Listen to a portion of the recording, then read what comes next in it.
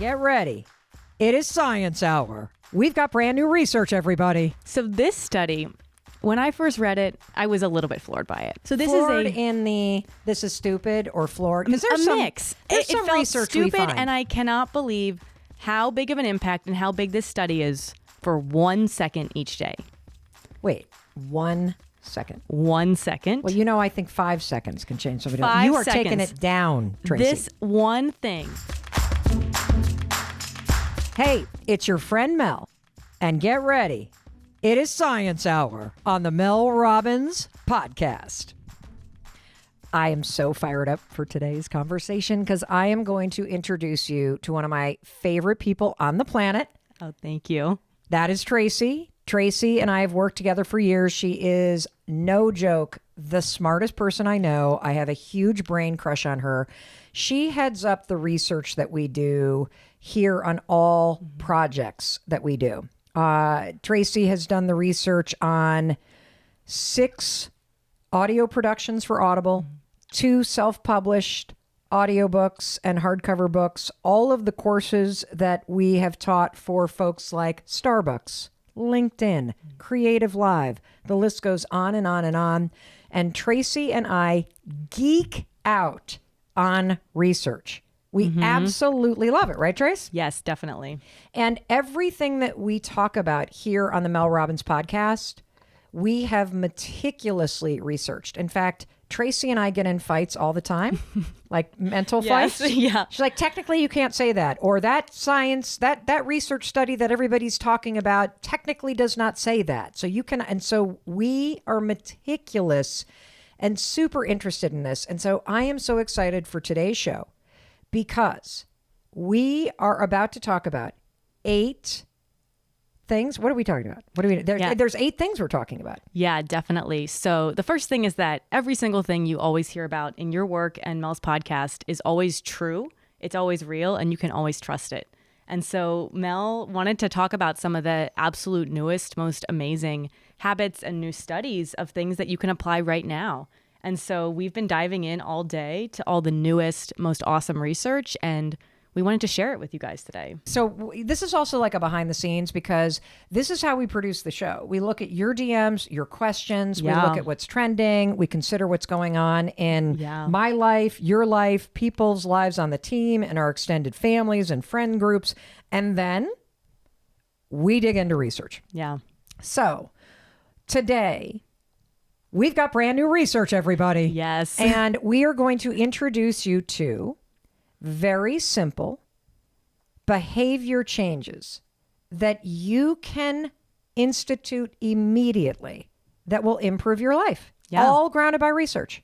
And some of them quite shockingly weird and surprising. Yes. And these are all brand new, just released, amazing, legit studies. So we're super excited to share them. Okay, what is the first change we need to make? Definitely. So there was recently a huge brand new study from researchers at the University of Texas at Austin and Chicago, all about the power of random acts of kindness. And this study is called A Little Good Goes an Unexpectedly Long Way, Underestimating the Positive Impact of Kindness on Recipients. Okay, but we all know that acts of kindness are things that make us feel good. But why is this brand new research something we have to pay attention to? So like in the year ahead, acts of kindness, people, all day long. How come we have to pay attention to this? Definitely. So what the researchers really looked into is why do we not do random acts of kindness? Because what they found is they're actually pretty uncommon. We think that, oh, we just do this. We all know what to do. We don't. Most people do not do random acts of kindness. And it's because we actually don't think it's going to matter to other people. Oh. Yeah. And what the researchers found is it does. No matter how tiny, a random act of kindness makes a massive difference for someone else, and you are happier as a result of doing it. So that's interesting. So we know that we should be doing this. But what you're saying is that we don't do this. And this is where the insight comes in. Yes, Is that we assume it's not going to matter. exactly. And a random act of kindness, it's like the littlest thing. Yeah. Smiling at somebody, putting your arm around somebody, waving somebody into traffic. Yeah. Even tipping. Yes. Somebody that's Huge making your one. coffee and looking at them and saying thank you. Mm-hmm. These are all small things that make a difference. And we think it doesn't make a difference. And so I think that's where the learning is, at least for me. Yeah, definitely. Is that you're not doing it not because you don't think it's an important thing to do. You're not doing it because you don't think it matters. Yes, exactly. And the New York Times picked up this brand new study, ran a huge article on it, and there were thousands of comments of people sharing their stories of random acts of kindness. And it's a reminder that these do matter to people. And here's the interesting twist about this story, and it's why Tracey was so excited to talk about this particular piece of research. The stories were not from people who were like, oh, I started a pay it forward chain. No. Which, by the way, you know how everybody starts doing the pay it forward chains typically around the holidays where you're going to buy the coffee for the person behind you? I saw this interesting post by somebody who used to be a barista who says that is a complete nightmare for operations because it gets confusing whose drink is whose and what got paid for, and people don't know how to grab the drink. And that if you want to do something nice in a super busy coffee shop, look at the person making the coffee, tell them thank you and how much you appreciate them, and give that minimum wage person a tip that is the cost of a cup of coffee that you would have bought for the stranger behind you, which I thought was really interesting. But this piece of research, which really impacted me, is all of the comments were not about people bragging about their acts of kindness. It was people sharing stories about how an act of kindness from a stranger or a teacher or somebody in their life changed the trajectory of their life. Their entire life. Yeah. Why don't you read that one comment that had us all just get goosebumps? Yeah, definitely. So this is a comment that was within the article. The comment said, as a child, I lived in absolute poverty with an abusive parent. I had a music teacher who one day stopped me while walking down the hall and simply said, "Are you okay?" I broke down. He took me to his office, fed me his lunch, and allowed me the space to pull myself together. He told me, "You're in a bad spot, but it doesn't have to be your life." That small gesture gave me the hope to believe in myself and allowed me to start considering a future where the cycle of abuse and poverty don't exist. 30 years later, he was right, and the cycles have been broken. That small moment changed my life, it changed my partner's life, and it changed my children's lives. I want you to take a minute, and I want you to think about a moment, an act of kindness that somebody else did for you that was meaningful. And when you think about it from being on the recipient's end, from you being the one, even if it's just as simple as like you were running super late for something and traffic was monstrous and a stranger waved you in with a smile, how that makes your energy shift. That's what I want you to think about when it comes to this brand new research. Yeah. Please, act of kindness, all of us, start incorporating it into our day-to-day lives. All right, what's next? Okay, great. So this second piece of research is very exciting as we think about the new year is coming. A lot of us want new fitness routines, but it always seems to be easier to talk about creating that new routine than actually implementing it. Okay. Especially when you're busy, like you and I both are. This is a brand new study that is called Less Gym Time, Same Results. I'm down. Less gym time, same results. Let's go, people. What do we Brand do? new big study from researchers at Edith Cowan University in Australia, along with whole research teams in Japan and Brazil. Listen to this. All you need to do to build your strength is do what's called the eccentric muscle contraction, aka the second half of any exercise. Okay, I don't know what you're talking about. Imagine that you were standing up to sit down in your chair or to squat. Okay. It's simply the motion of the sitting down part, not the standing up. Okay, so let me see if I'm getting this straight. So are you basically saying that so many of us are losing the benefit of certain things we do all day long? Like for me, plopping into a chair. Yes. I let gravity do the work. I do not consider sitting in a chair exercise. Are you telling me that this study says that I can consciously sit in a chair differently and I will be exercising? Yes. It says that one muscle contraction in this downward movement for just 3 seconds a day can increase muscle strength if you do it each day. What? Well, okay, so you're not even necessarily talking about how, like, if you're doing bicep curls, you know how people are like, you got to slow down and not just flump the weight And that down? is true. And that in the research, they did use bicep curls to say people who just did the downward and then put their weights down. And then maybe they just got them back up, but it wasn't part of the motion. Yep. Yes. In exercise, they're saying you can cut your routine in half by just doing the second half of each exercise, but you can apply this in your life. Wow. For passive exercise. Okay, I'm down with passive exercise. I remember when my mom found this revolutionary way of exercising where you literally lay on a table and they strap your feet into things and they lift your legs for you. I'm like, I'm pretty sure that's not exercise, but if it works for you and it gets you there, great. But so I'm going to unpack this because there's two benefits to this. Passive exercise, everybody. What was the fancy word? Eccentric. Eccentric. So it's true. When I do strength training, I focus on lifting up the weight. I don't get intentional about resisting it dropping down. And the lifting up doesn't seem to matter that much, according to the research. Whoa.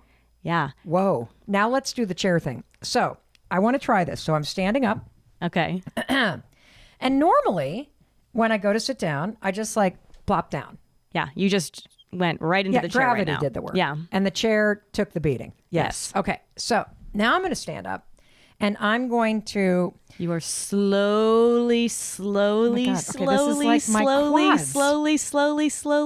down. Okay. Now my shins are engaged. Great. And now you're holding down for 1, so I don't 2, leak. 3. And also, this is like an ab exercise. My butt is like an inch above the chair, and this is like a squat. The research is saying if you can once per day for 3 seconds slowly chair sit, you have just exercised. Building your muscles. I'm doing this. Could be easier than a whole weight training New Year's resolution. My life has just been changed by passive exercise research. Ladies and gentlemen, Tracey, genius. Thank you. So we've got acts of kindness, remembering how profound they are for somebody. Yes. Even just a smile. Oh, one act of kindness that I do all the time, whenever I see somebody that has their nails done, particularly like the tips and the cool stuff and the designs, I always compliment them. And the reason why is I know that they took the time to do it. And try this. Compliment somebody's nails. You will see somebody light up like a Christmas tree when you compliment their nails. They feel seen. They feel acknowledged. It's a simple way to do it. Okay. What do you think of my sparkly nails? Oh, Tracey with the gold. You are not a nail polish person either. No, I'm not. Well, show them to the YouTube community. It's gold, everybody. For Christmas. All right. Next study. So this study, when I first read it, I was a little bit floored by it. So this this is stupid or floored? Because there's some mix. There's it some felt research stupid, we find. and I cannot believe how big of an impact and how big this study is for what it is. But I think this is a very simple thing that anyone can do for 1 second each day. Wait, 1 second. 1 second. Well, I think 5 seconds can change somebody. 5 You are seconds. taking it down, Tracey. This one thing is going to give you an improvement in mental well-being for 8 hours. And it works in healthy people. It works in those with depression. It works in those with all different kinds of mental health challenges. Here is the study. This was a huge study in the UK at King's College London, huge reputable research university that was published in scientific reports. Can I just stop you? Yeah. Because I'm trying to think of what this is. Okay. I don't think you're going to get it right. Orgasm? No. No? Okay. No. I can't think of anything else. So this study took place across a 4-year span. They collected data of 20,000 assessments, and they had global participants in this study. And do you know what they found, Mel? That would improve my life for 8 hours after just doing this for 1 second. No. The study is called Feeling Chirpy. So in this study, what's really interesting too is you might think, okay, you're out in nature, that's the benefit. But no, They isolated. It is not about trees. It is not about plants. It is not about being by the water. It works if you listen on an app. Really? There is something about the sound of birds. You can go on YouTube. You can listen to a birdsong app. You could get outside. But that deeply resonates with us, even at a subconscious level, for 8 hours of improved mental well-being, up to 8 hours. That's incredible. You know, it reminds me up here in Vermont, when my in-laws owned this house, there was a clock that used to hang in the kitchen. And every single hour was the photo of a different bird. Mm-hmm. And when the clock would hit the hour, the chirping of the bird would happen. And it didn't matter how many people were in the kitchen. Everybody would stop and turn toward the clock. Mm-hmm. And so on some level, this seems like one of those studies where you're like, honestly, who the hell even got this idea to stop this? You know, like, but if they've got more than 26,000 assessments, mm-hmm. Over 4 years. Over 4 years, there's something here. And I just wonder, because I wonder if this has to do with evolution and the fact that if you think about our ancestors truly navigating and migrating and following patterns of nature and wind and stars and the migratory patterns of birds. Yeah. That I wonder if there is this connection. And, you know, I agree. I love the sound of birds, except for a crow. I don't like a crow. But if I hear a songbird chirping, it does cause a lift in mood. Yeah. That's incredible. Wow. So now I'm sitting down mindfully. I'm listening for birds. Yeah. Just to put it on YouTube after your episode of the Mel Robbins podcast. Maybe we should just play some birds right now. Let's play a bird sound. Okay. Great. What else you got for us? Well, now that we're so grounded after our bird sound, there is a huge, brand new, just published study from Georgetown Medical Center, published in the JAMA Psychiatry Journal, which is a really big, prestigious journal. So this research is legit. My dad used to get that. The journal, I think it's of American Medical Association. Probably. I can't believe that. So this is legit. They compared in people who have anxiety, taking Lexapro versus doing mindfulness-based stress reduction, which often looks like a body scan or gratitude journaling.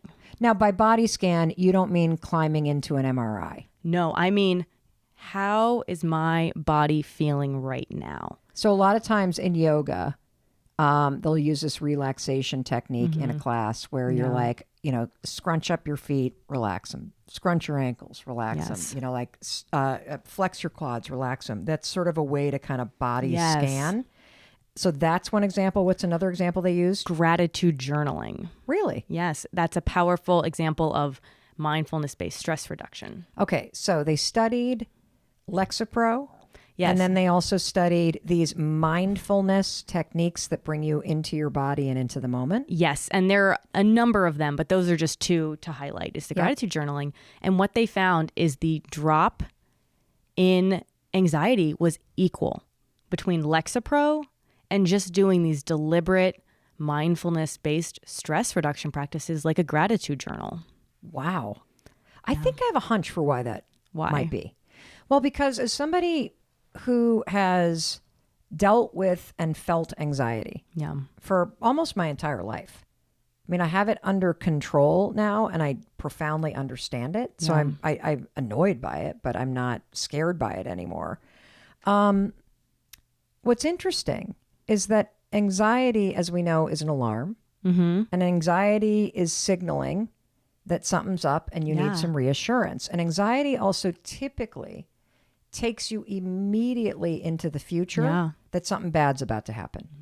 If you're directing your mind to pick up a pen and to start writing what you're grateful for, you're activating a part of your mind that's different from the part of the mind that takes over when you're anxious.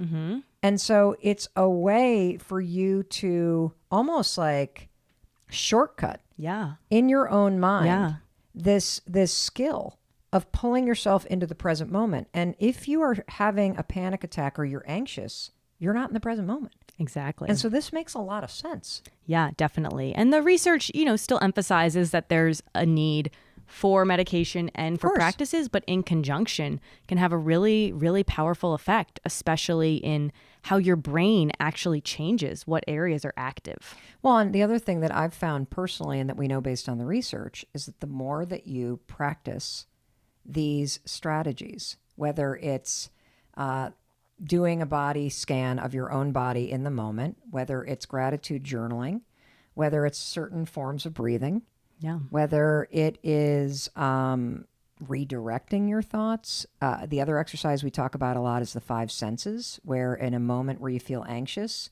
you say, well, what can I smell right now? Yeah. What do I see in front of me? And by describing those 5 senses, again, you're interrupting that part of the brain from taking over, signaled by the alarm, and you pull yourself into the present moment. That makes a lot of sense to me. Yeah, definitely. But I It's awesome. love knowing. Why do I love knowing that researchers at Yale have confirmed that? Because a lot of this is common sense. Not a lot the of it birds. is common sense, but I think there's something about knowing your time spent in your gratitude journal is worth it. That it matters. It matters. It really does. Yeah. All right. What else you got for us? This is really Great. cool. So we've done the act of kindness. Yeah. You've sat in your chair very, very, very, very slowly. You have listened to your bird sound. Now we have written down what we have gratitude about. This next one is super interesting, and it is about willpower. So a big study from UPenn in Michigan looked at 20,000 high schoolers as they studied for and took the SAT exam. Okay. What they found, taking into account socioeconomic status, all of their prior achievements throughout high school even, what matters the most for their study plan and their scores is if they didn't rely on willpower and set themselves up with strategies to better be able to study. So you're saying if the students didn't do what I did or didn't do what I see my kids doing, which is basically you got the laptop open, you got the phone on, you got piles of books all around you, and you're just going to try to plow through it. Yes. If instead you get deliberate about chunking it out, putting the phone to the side, having deliberate blocks of time to study, that you're going to do better on the test? Yeah. In Why? particular, the ones they mentioned was disabling your cell phone. Okay, so turn the phone off. If you're serious about performing better, Yes. you got to turn the phone off when you're preparing. Okay, that's number 1. Setting up a distraction-free place to get your work done. Setting up a distraction-free place. I'm starting to smile, Trace, because yesterday Tracey and I were going over the final draft to our newsletter that goes out twice a week. It's amazing. Just go to melrobbins.com to sign up for it. And Tracey was trying to get me to focus. Mel was doing some online shopping That's while writing the newsletter to you guys, 2 tabs open. And so Tracey was so awesome. She, without skipping a beat, you didn't even look at me. You just reached your hand over and shut the laptop and then shoved it away from me. You did what the study's telling. And do you know how quickly we wrapped up the final of it? Yeah, we focused right in and an awesome newsletter went out. Totally. Yeah. And then the other strategy as well, in addition to distraction-free and disabling your cell phone, is creating a schedule to study. So take a look at the week. If you've got a big project or you got something, and schedule in blocks of time where you're going to go to that distraction-free thing and you're going to turn off your cell phone. And that if you were to do that, did they find anything about how it also took less time, or just that you were more effective, whatever time you put in? Yes. And one thing they found that did not work was when people said that they willed themselves to study. Willpower did not lead to results because willpower fades. We can't rely on willpower. And while this is about the SAT, you could probably generalize these results for anything where high performance or studying or preparation is needed. So are you suggesting that sitting on the couch with Netflix on and my laptop open is not a good way to research podcast episodes? Probably, depending on how long you want it to take. If you want to study more efficiently, faster, and just perform better, put your phone on Do Not Disturb. Go into your other room. Shut the laptop. And also look at your calendar in the morning and say, what am I going to get done today? Awesome. Simple strategies lead to a huge result. And again, like I think that these are the things that in the back of your mind, we kind of go, duh. Yeah. But having these validated studies, 20,000 high school students, Yeah. like, why wouldn't you do this unless you just want to shoot yourself in the foot and make life harder? Yeah. Okay, cool. What else you got? Great. So now we have number 6. This is a really interesting study that once you hear it, you're going to resonate with this in your own life. And it's about smell and food recalling a memory instantly when you smell something that brings you back to an old time and place. Okay. So this is a study out of Lancaster University in the UK, brand new study, where they actually asked older people who at this point in their life, maybe they're not having as many exciting new experiences, for a really amazing memory of their past. And they created something for them to smell and taste that took them back to a big moment. They actually 3D printed these tastes and smells on like a little Listerine strip type thing. So crazy research. Like the taste of your favorite ice cream treat from a vendor. Like I'm Yes, at thinking your about wedding, the one couple, it was the food at their wedding. They were able to taste it. Or someone who had a curry tasting one, they took them back to that memory. Strawberries from a day when they were young. And instantly, people were vividly transported back to this memory. Instantly. Wow. And the researchers say this is a very powerful implication for creating happiness hacks. If you knew that in the past you had the best vacation, the best memory, you can instantly access that deep memory by smelling that smell, having that food. That makes a lot of sense. Mm-hmm. My wheels are spinning because I'm thinking about my friend Pete Sheehan, who made me a cup of tea once. Mm-hmm. And he was very particular about how he made it because he said only his mother has ever been able to make tea that tastes as good as this certain way. Yeah. And what I bet it brings him back to his childhood. Yeah. Now, what's interesting about this, because this research that you're talking about in terms of how taste and smell cues memory, this is specifically applied to very positive memories. Very positive, yes. And it's really kind of cool when you stop and think about the fact that you can, as you said, hack happiness by bringing very positive memories. I remember a really interesting story that has always stuck with me because we know that this is true based on trauma research. Mm-hmm. That smell in particular can trigger a trauma response. And I believe it was in the book about trauma that was written, by a PhD medical doctor talking about how trauma can immediately bring you back to that just terrible thing that happened. And so the researcher or the psychiatrist was talking about how he was treating a high school student who had severe abuse. Mm-hmm. And all of a sudden, this kid had gone from being like a really great student and doing well in class to almost flunking out of this math class and being really disruptive in this math class. And it was very uncharacteristic of this kid to act this way, particularly in the math class. And so the therapist leaned in to try to figure out what the heck was going on. And what he discovered was this, that the math teacher had recently switched his cologne. Wow. And he was wearing cologne that was the same cologne that this kid's abuser had worn. Wow. And so just the math teacher coming up behind him, and the smell of that would trigger all of the trauma, which of course made him agitated and untrusting and not able to pay attention. The therapist got the math teacher to stop wearing the cologne. Issue gone. Wow. And so we know based on research that this is true around trauma and negative experiences. I think it's really, really encouraging to hear that smell conjures up positive experiences. In fact, I'm thinking about the fact that my grandmother used to wear a particular perfume. My father used to wear a particular cologne. And whenever I smell it or smell traces of it, I immediately remember them. Yeah. Oh, this is so cool. Didn't you have a friend that did this with her wedding? Yeah, definitely. Intentionally? What happened? Yeah. So I'm going to be getting married this year. And I was talking to someone who just recently had their wedding. And I asked if she had any advice for me. And she said something that I have never heard before. She said, figure out what your smell is going to be at the altar of your wedding ceremony, because that is a smell that for the rest of your life can transport you back to that moment. She said she picked out a very specific flower, one of her favorites with her favorite smell, and did a massive arrangement right where she was going to be standing at the altar during her wedding ceremony.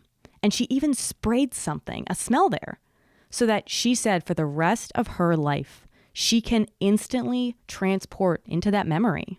And she said to me, I highly recommend more than anything else that you do that. And even not just for weddings, for any big moment of your life where you know that you're going to want to look back at this forever, create a signature scent. Know what your smell is going to be, and you will go back to that forever. Speaking of smell, my cat Noodle just walked in. Noodle has been giving his signature scent to all of your rugs lately. Yes, he's been really naughty. We've got this new puppy, as you may know, and so he has got a signature scent that he sprays around. All right. I that's interesting because you think about marking rituals with a certain cake or a certain this or a champagne, but getting intentional around the type of flower or the perfume that you wear or those sorts of things, that's super cool. Yeah, definitely. And you can apply that right now about things going forward or about any positive memory that you want to remember. Okay, cool. What else? Okay, great. So we're getting near the end of these new studies. This one I thought was so much fun. It's a study from Indiana University, the University of Connecticut, and Duke. And here's what it's about. It's about those mundane secrets that we hide from the closest people in our life.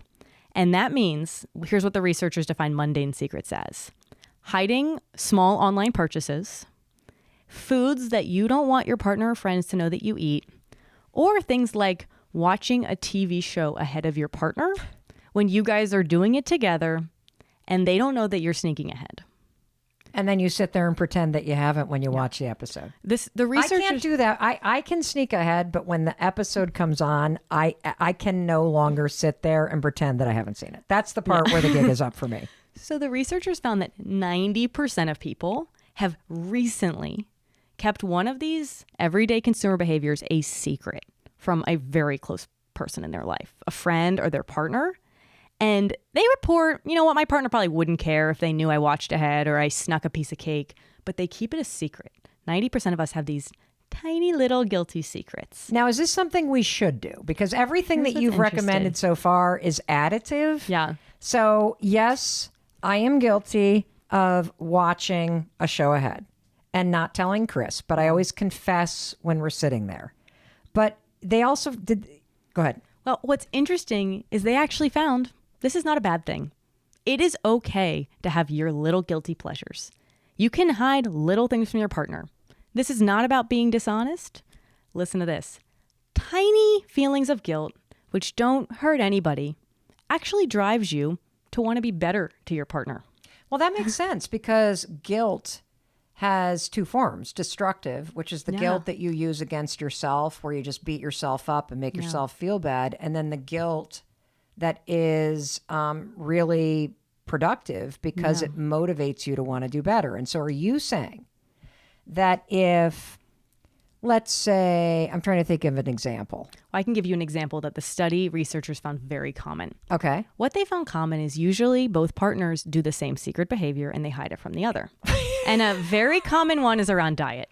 Okay. Like both partners are vegetarians when they're together and they secretly eat meat, not together. What? They said this little secret might propel both partners to try to show up in a bigger way because they feel bad about this when they're both doing it most of the time. Watching a show ahead, Chris might be doing the same thing.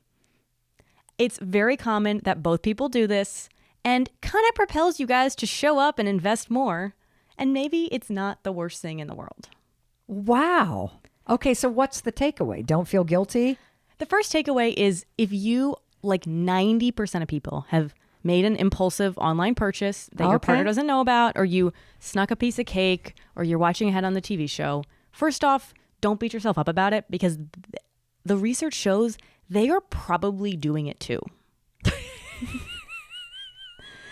Like your partner's probably doing this. That is killer. Yeah. Like, so don't feel bad about that Amazon box showing up and you quickly sneaking it into the back of your closet so that nobody knows that you, yet again, ordered another pair of pants. Yes. And this is not about betrayal. This is not about shopping addiction. This is about, they're calling it mundane things, things that do not affect your partner. It does not affect your partner that you went and had the extra piece of cake or that you went and ordered another t-shirt for yourself. Or ate the gluten amazing bread at the dinner with your friends, but came home and ate the cardboard bread that was there. Yeah. And I think also, as we go into the new year, a lot of people might do challenges with others. I know you've talked about taking on a big fitness challenge with Chris. And there might be times when you slip up and don't want to say, and that is okay, is what the researchers are saying. As long as it doesn't hurt anyone, it could be okay. It sounds like it's more than okay. It sounds like it amplifies you wanting to show up. This is so cool. Yeah. So far we've covered 7 things. How important it is to add random acts of kindness, even just smiling at people, complimenting their nails, telling people that you appreciate them. Here's another one. Yeah. If I ever see somebody cleaning a public bathroom, I always stop and look in the eye and say, thank you so much for taking care of us. That's great. And most people are floored. Yeah. I love passive exercise. Sit down slowly in that chair once per day. Everybody, we can per day. Literally, I'm doing it now. It's a squat. That's what it is. You are going to get an inch above the chair and hold it for 3 seconds. Yes. That's a legit squat is what I'm doing because my quads are fully engaged. Okay. Sit on down. Just sat down because now you can hear my voice shift because I'm not efforting anymore. That is backed by researchers from Australia, Japan, and Brazil. Just sit down slowly in your chair once a day. Yeah. Don't lift the weights, everybody. Slowly lower them and you will be ripped. Birds. Birds are something we're going to add in. Who knew? I love this. Listen to a bird sound for up to 8 hours of just a better day. Well, you're not saying listen to birds for 8 hours. No. You're saying if you just listen to birds chirping for a second or two. Yeah. 8 hours of benefits. What? Okay. And then the fourth one is the mindfulness practice. That study out of Georgetown around bringing in some mindfulness into your day, like a gratitude journal, can cause as much reduction in anxiety as taking an antidepressant. And we just did this episode right before this one? Yeah, last week. Oh, on Monday. Last Monday. Oh, a week ago. Yeah. We did this episode about doing nothing. And in it, I recommended that we set an alarm in our smartphones for 2:13 with a little note that says, stop, take a breath, do nothing. I even had a little song that I play when it happens. And that's an act of mindfulness. And one other thing that comes to mind, I know in Tim Ferriss's big book, Tools of Titans, he crunched the data on 250 interviews that he had done with like billionaires and world changers. And every single one of them had one habit that they all shared, right? Yeah. And it was a mindfulness practice. Yeah. So I know you know this, but when you start to understand how compelling the research is, not only about how it changes the neural pathways in your brain, makes you a more positive and calm person, but to also know that in research studies, it has the same effect of dropping anxiety by 30% as prescription medication. That's worth paying attention to. Yeah, definitely. Definitely. And then our study number 5 was do not rely on willpower for success, for accomplishment, and for getting important work done. Go on Do Not Disturb. Help someone have you stay accountable. Go into a quiet room, just like those students who succeeded on the SATs did. Awesome. Schedule in success. Don't just muscle through it. Yeah. What else we got? Oh, smell. I like this one. Yeah. Think about putting more positive smell associations into your life, whether it's bringing positive memories to mind or it is creating positive experiences by getting intentional about the smell. I love this. Yeah, definitely. And then we had our one sneaky TV show watching, sneaky meat eating, So just giggle about it. Stop making yourself feel bad. Stop making yourself bad because everyone else is doing it too. And there's one final change. Yeah. So this piece of research is something that researchers actually show is the easiest habit to make the largest impact in your life. And what is it? You can tell them what it is. It's being kind to yourself. This is so profound that I want to dedicate the next episode to just the research on how to be kinder to yourself, because this recent study I know, and the irony is of all the things that you could change in the coming year, the research is conclusive that learning how to be kind to yourself as a daily practice has the single biggest impact on your happiness, on your meaning, on your sense of purpose. And the sad thing is, it is the one we practice the least. Yeah. And this is so important that the very next episode that we drop in the Mel Robbins podcast is going to go deep on the topic of being kinder to yourself, how to make it a habit, why it matters. And we are also going to do a bonus episode with it where we're going to take people's questions about it, because yes, let's squat down on the chair. Let's listen to the birds. Let's structure our study time. Let's get the smells going, people. Let's be mindful. Let's, what were the other one? What was the first one we did? See, I've already forgotten. The first one we did is around the random act of kindness. Amped up the kindness. Let's go. And kindness towards self is the biggest thing you should do, which is why we're going to talk about it in the next episode. Tracey, you are amazeballs. Thank you for having me on, Mel. Having you on, you are the brains behind this operation. We are going to have you on more. We, of course, are going to put together copious show notes. We're going to link to every single study. What's the one you're most excited to do? I think the study I'm most excited about is the bird chirping, because I never listen to the birds, honestly. And if I'd known it was that important, I would. So Well, now I'm we're going to. Now we're going to. I think I need to change my ringer. Then I'll be happy every time the phone I think rings. that I should change my morning alarm to be a bird chirping sound to set myself up for 8 amazing hours the rest of the day. You are so awesome. I love you because you're so positive. You're Thank so smart. You make me smarter. You make all of us smarter. So I just want to say thank you for how much you put into all of the research that you do. Your intellectual rigor and curiosity is something I deeply admire. Thanks, Mel. And it makes the impact of what we're doing just awesome. Oh, thank you. And thank you so much to everyone listening, because we do all this work to find these studies in every episode of this podcast to make your life better and give you things that you can actually apply in your life that actually work. That's right. Well, in case nobody else tells you, I'm going to tell you that I love you. I believe in you. And I believe in your ability to take every single one of these things. Let's do some passive exercise. How about that? I'm down. Let's listen to the birds. Let's be kind to people. And when I talk to you in the next episode, we're going to be talking about how to be kind to yourself, because that is how you improve the most important relationship you have in life. And that's the one with you. All right. I love you.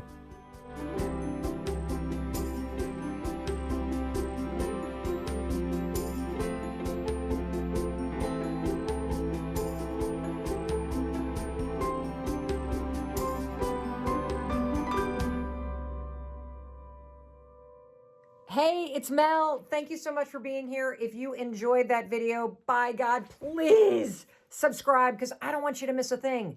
Thank you so much for being here. We've got so much amazing stuff coming.